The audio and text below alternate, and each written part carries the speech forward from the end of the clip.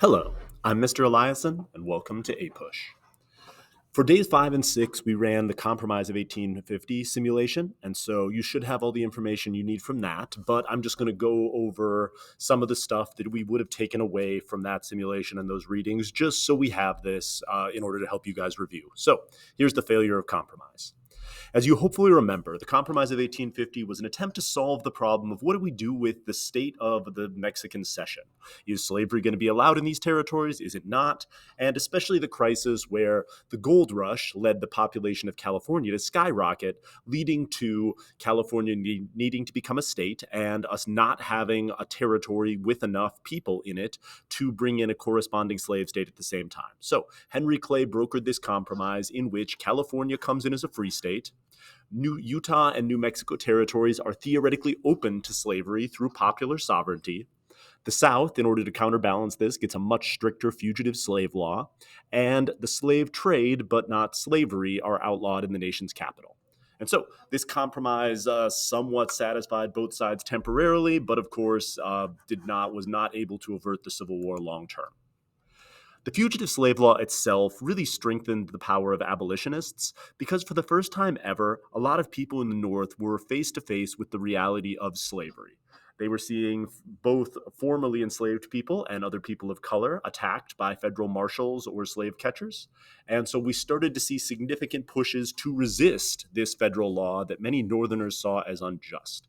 And so, as they came face to face with the reality of slavery, many Northerners found it very distasteful, and opposition to the fugitive slave law became relatively widespread throughout the North. We also got books like Uncle Tom's Cabin, which was written by Harriet Beecher Stowe, which is a fictionalized tale of a number of different enslaved people, and tries to humanize enslaved people to some extent and to have Northerners be able to relate to their plight. And so, although it's somewhat simplistic and has been criticized for a whole host of different reasons, it was a very important book to increase the strength of the abolitionist movement. This increasing zeal for abolition led to the rise of the Underground Railroad. There's obviously lots out there on the Underground Railroad, but we don't have time to go into all of it. So I'm just going to say the Underground Railroad was a secret network of people to help enslaved people escape from slavery. It existed both in the South, but now also, because of the fugitive slave law, in the North, helping enslaved people escape to Canada since they were no longer safe within the northern states. And so it was a path to freedom for many enslaved people. Frederick Douglass here is going to talk about the Underground Railroad. So take a minute to pause to take this in, and we'll keep moving. We also saw greater resistance by people of color to the institutions of slavery and the fugitive slave law. In the Christiania riot or Christiania incident or tragedy or whatever, a group of black people in Pennsylvania armed themselves and set out to protect a group of accused enslaved people, killing several federal marshals and driving off the slave catchers that were trying to recapture them.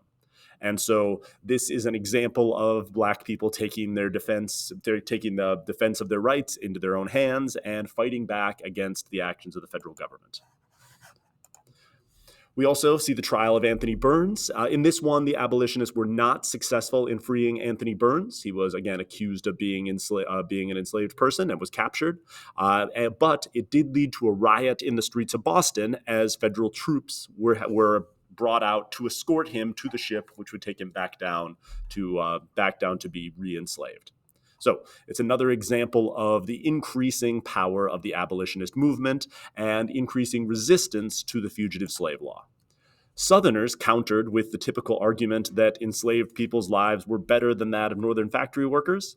And this is going to be a common refrain from Southerners, is trying to deflect blame and accuse Northern factory workers of treating their workers very poorly. So that's what we have for this. Thank you for listening. And when we come back, we'll get back into our narrative and start discussing the opening up of the Kansas and Nebraska territories, which is, of course, going to be the beginning of the end of this unit.